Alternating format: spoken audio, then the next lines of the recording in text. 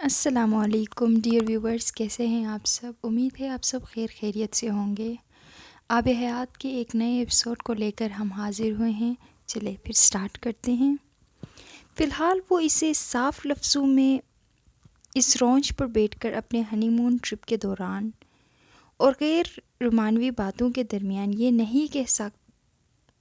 نہیں کہہ سکتا تھا کہ وہ عقل سے پیدل ہے اور جاگتے میں خواب دیکھ رہی ہے، اور وہ بھی احمقانہ۔ ہاں ٹھیک ہے۔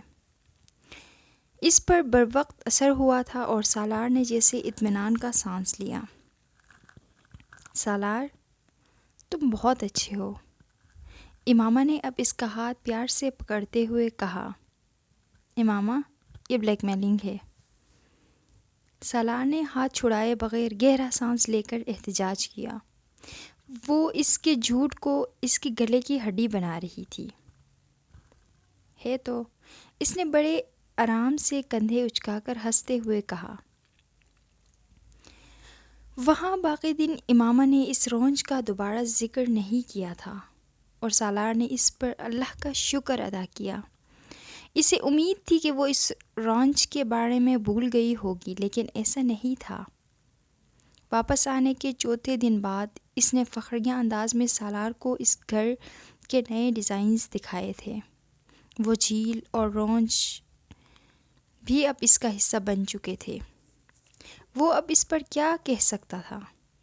وہ ہنی مون اسے بہت مہنگا پڑا تھا۔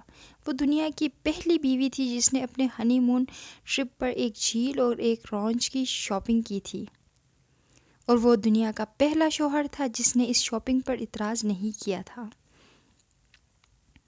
ان کے اپارٹمنٹ کی دیوار پر اب کچھ اور تصویروں کا اضافہ ہو گیا تھا، کچھ اور یادوں اور خوشگوار لمحوں کا۔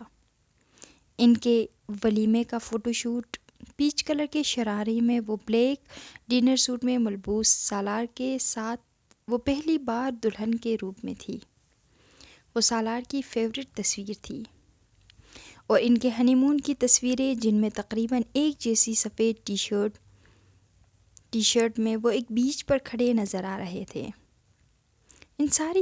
ان ساری تصویروں میں صرف ایک چیز کامن تھی، ان کے چہرے اور آنکھوں میں نظر آنے والی خوشی اور چمک۔ ان کے ہونٹوں پر موجود وہ مسکراہٹ جو ان تصویروں پر نظر ڈالنے والی کسی بھی پہلی نظر کو ایک لمحے کے لیے مسکرانے پر مجبور کر دیتی تھی۔ They were made for each other۔ وہ ایک دوسرے کے لیے ہی بنے تھے۔ کم از کم وہ تصویریں ہر لحاظ سے یہ بات ثابت کرنے پر تلی ہوئی تھی۔ امامہ اس دن چینل سرفنگ کر رہی تھی جب اس کی نظریں ایک چینل پر ٹھہر سی گئی۔ چند لمحوں کے لیے اسے اپنی آنکھوں پر یقین نہیں آیا۔ وہ اسٹاک مارکیٹ کے حوالے سے کوئی پروگرام تھا، اور اس میں شامل 2 شرکاء میں سے ایک سالار بھی تھا۔ ایک لمحے کے لیے امامہ کو یقین نہیں آیا تھا کہ وہ اسکرین پر سالار کو دیکھ رہی ہے، لیکن چند لمحوں کے بعد سالار کا نام اور اس کا عہدہ اسکرین پر چند لمحوں کے لیے فلیش ہوا۔ تو وہ مجھ سے جھوٹ بول رہا تھا، امامہ نے اس کا عہدہ دیکھ کر سوچا۔ وہ پی آر سے منسلک نہیں تھا، لیکن اس وقت اسے اسکرین پر دیکھتے ہوئے وہ اتنی ایکسائٹڈ تھی کہ اس نے سالار کے جھوٹ اور اس کی وجوہات پر غور ہی نہیں کیا۔ زندگی میں پہلی بار اس نے فائنانس کے متعلق کوئی پروگرام اتنے شوق اور لگن سے دیکھا تھا۔ وہ سالار کو اکثر اسی طرح کی گفتگو فون پر کرتے سن چکی تھی، اور اس نے کبھی اس پر غور ہی نہیں کیا۔ لیکن اسکرین پر آدھا گھنٹہ اس پروگرام میں اسے سنتے اور دیکھتے ہوئے اسے احساس ہوا کہ وہ بہت امپریسو، کمپوزڈ، کانفیڈنٹ، بے حد شارپ اور ایک مکمل پروفیشنل تھا۔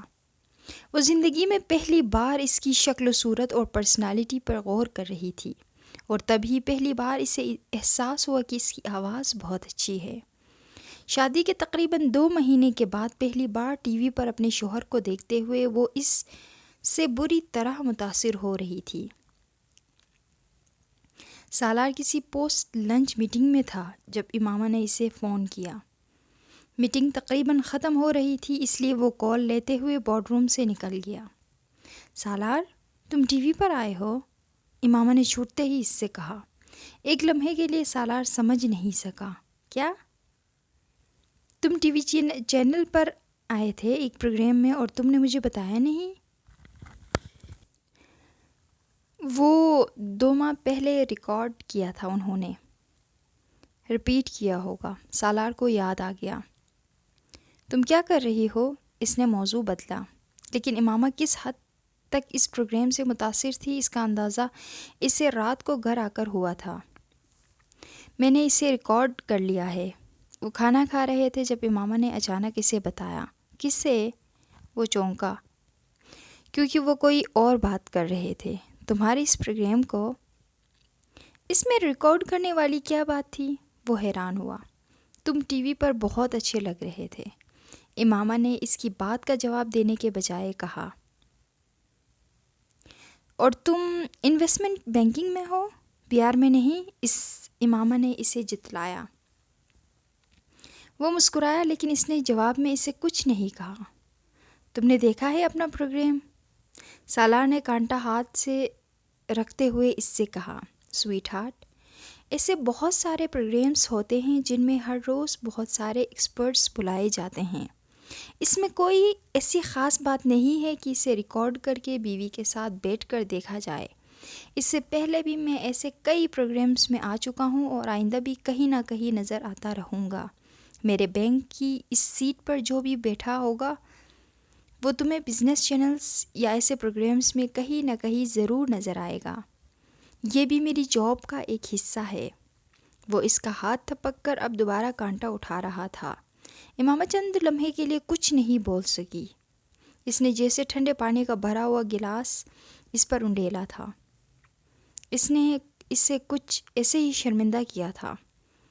سالار، سود حرام ہے نا؟ وہ خود سمجھ نہیں پائی کہ اس نے سالار کی بات کے جواب میں یہ کیوں کہا۔ شاید یہ اس شرمندگی کا رد عمل تھا جو اس نے کچھ دیر پہلے اٹھائی تھی۔ ہاں، وہ کانٹے سے کباب کا ایک ٹکڑا اٹھاتے ہوئے صرف ایک لمحے کے لیے ٹھٹکا تھا۔ بالکل اسی طرح جس طرح جھوٹ حرام ہے، غصہ حرام ہے، غیبت حرام ہے، بددیانتی حرام ہے، منافقت حرام ہے، تہمت لگانا حرام ہے، ملاوٹ حرام ہے۔ وہ اطمینان سے کہہ رہا تھا۔ میں ان چیزوں کی بات نہیں کر رہی۔ امامہ نے اس کی بات کاٹی۔ اس نے جواباً امامہ کی بات کاٹی۔ کیوں؟ کیا ان ساری چیزوں سے انسان اور معاشرے کو کم نقصان پہنچتا ہے؟ امامہ کو جواب نہیں سوجا۔ وہ صرف ٹی وی کے پروگرامز میں بیٹھا ایسی گفتگو کرتا امپریسو لگ رہا تھا۔ حقیقی زندگی میں اس طرح لاجواب ہونا کچھ زیادہ خوشگوار تجربہ نہیں تھا امامہ کے لیے۔ تم جسٹیفائی کر رہے ہو سود کو؟ اس نے بالآخر کہا۔ نہیں، میں جسٹیفائی نہیں کر رہا۔ میں صرف یہ کہہ رہا ہوں کہ ہم جز کو کل سے الگ نہیں کر سکتے۔ اسلامی معاشرے میں سود اتنا نقصان نہیں پہنچا رہا جتنا دوسری خرابیاں۔ وہ اس کا چہرہ دیکھ رہی تھی۔ میں اگر پاکستانی معاشرے میں پائی جانے والی 5 خرابیاں بتاؤں اور کہوں کہ ان میں سے کوئی ایک ختم کر دو جس سے معاشرہ بہتر ہو جائے، کرپشن کو، غربت کو، ناانصافی کو، بددیانتی کو یا سود کو، میں شرط لگاتا ہوں امامہ کہ یہ 5واں آپشن کبھی کسی کی پہلی ترجیح نہیں ہوگا۔ وہ چیلنج کر رہا تھا اور یہ چیلنج جیت بھی سکتا تھا کیونکہ وہ ٹھیک کہہ رہا تھا۔ وہ بھی پہلی 4 میں سے ہی کسی ایک خرابی کو ختم کرنا چاہے گی۔ امامہ نے دل ہی دل میں اعتراف کیا۔ اور سود بینکنگ میں تو نہیں ہے؟ کوئی یوٹیلیٹی بل لیٹ ہوتا ہے تو اس پر چارج لگ جاتا ہے۔ اسکول یا کالج کی فیس لیٹ ہو جاتی ہے تو فائن لگ جاتا ہے۔ یہ بھی تو سود کی قسمیں ہیں۔ اس کے پاس اس کے توجہات کا کوئی جواب نہیں تھا۔ تو تم بینکنگ میں اس لیے ہو کہ تم سود کو دوسری برائیوں جیسی ایک عام برائی سمجھتے ہو؟ امامہ نے بحث سمیٹنے کی کوشش کی۔ نہیں، میں اسے بہت بڑی لعنت سمجھتا ہوں۔ تو پھر میری سوچ سے کیا تبدیلی آئے گی؟ یہ سوچ لے کر ساری دنیا کے مسلمان بینک میں کام کرنا بند کر دیں اور دوسری مذاہب کے لوگوں کے لیے راستے کھلے چھوڑ دیں کہ وہ آئیں اور اوورٹیک کر لیں، ہماری اکانومی کو اپنی مٹھی میں لے لیں، جب چاہیں جسے چاہے ہمارا گلا دبا دیں۔ پاور اس کی جس کے پاس کیپٹل۔ یہ جو فائنینشل سسٹم پوری دنیا میں چل رہا ہے ویسٹ کا قائم کردہ ہے، دوسری مذاہب کے لوگوں کا ہے۔ انہوں نے اسے بنایا، پاپولائز کیا اور پوری دنیا میں پھیلا دیا۔ ہم کہاں سو رہے تھے اس وقت؟ ہمیں اتنی گھن کھانی تھی تو پھر 200-300 سال پہلے کھاتے، سود سے پاک ایک متوازی سسٹم بناتے اور چلاتے اس کو، نہ کرتے ویسٹ کی تقلید، یا پھر اب کوشش کریں اس سب کو تبدیل کرنے کی، لیکن اس کے لیے بینکوں میں کام کرنا پڑے گا۔ دنیا میں آج تک جو بھی جنگ جیتی گئی ہے وہ اس نے جیتی ہے جو میدان میں تلوار لے کر اترا ہے۔ میدان سے باہر کھڑے لوگوں نے بڑی سے بڑی گالیاں بھی دی ہوں تو بھی جنگ ملامتوں اور مذمتوں سے کبھی نہیں جیتی جاتی۔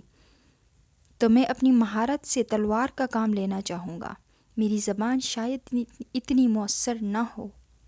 امامہ الجھی نظروں سے اسے دیکھتی رہی۔ سود کے بارے میں یہ ان کی پہلی بحث تھی۔ رمضان میں اور اس کے فوراً بعد امامہ کو کھانا پکانے کا کوئی خاص اتفاق نہیں ہوا، لیکن اب وہ اس کے لیے باقاعدہ طور پر گھر پر کھانا بنانے لگی تھی۔ وہ سی فوڈ کے علاوہ کسی خاص کھانے کا شوقین نہیں تھا۔ سی فوڈ کو شدید ناپسند کرنے کے باوجود وہ بعد نخواستہ اس کے لیے ہفتے میں 1 یا 2 بار ڈبوں میں بند سی فوڈ کے بجائے بازار سے تازہ سی فوڈ لا کر پکانے لگی تھی۔ سالار کو کھانے میں کبھی دلچسپی نہیں رہی تھی، نہ کبھی اس کی یہ خواہش رہی تھی کہ کوئی اس کے لیے کھانے کے لوازمات کا اہتمام کرے یا اسے پیش کرتا پھرے، لیکن اسے اندازہ ہی نہیں ہو پا رہا تھا کہ کتنے غیر محسوس انداز میں وہ امامہ کے ہاتھ کے کھانے کا عادی ہونے لگا تھا۔ امامہ اس کے رات کو بہت دیر سے گھر آنے پر بھی اسے تازہ چپاتی بنا کر دینے کی عادی ہو گئی تھی، اور سالار نے ساری زندگی میں کبھی کہیں ایسی چپاتی نہیں کھائی تھی، کسی کے گھر پر بھی نہیں۔ نرم، خوشبودار، ذائقہ دار اور تازہ۔ کسی بھی ٹیبل پر چپاتی کا پہلا لقمہ منہ میں ڈالتے ہی اسے امامہ کی یاد آتی تھی۔ وہ اس کے ہاتھ کی بنی ہوئی چپاتی کسی سالن، چٹنی یا سلاد کے بغیر بھی بڑے خوش دلی کے ساتھ کھا سکتا تھا۔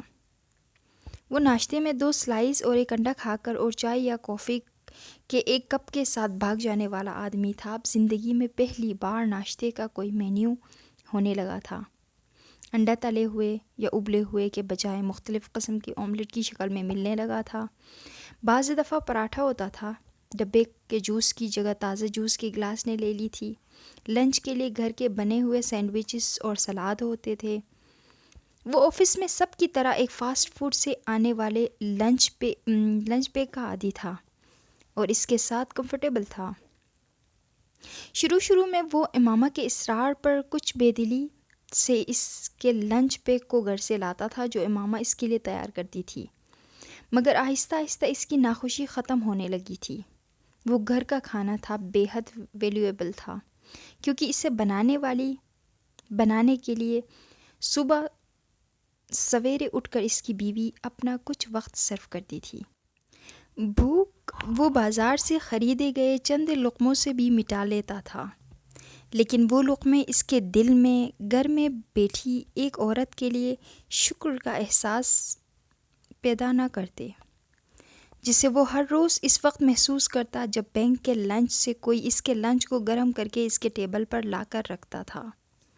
وہ پانی کے اس گلاس کا بھی اسی طرح عادی ہونے لگا تھا جو ہر روز اس کے گھر میں داخل ہونے پر اسے لا کر دیتی تھی۔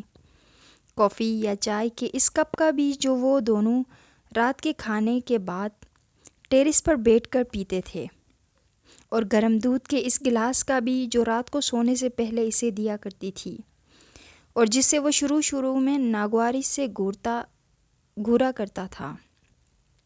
میں دودھ نہیں پیتا۔ جب اس نے پہلی بار گرم دودھ کا گلاس اسے دیا تو اس نے بے حد شائستگی سے اسے بتایا تھا۔ کیوں؟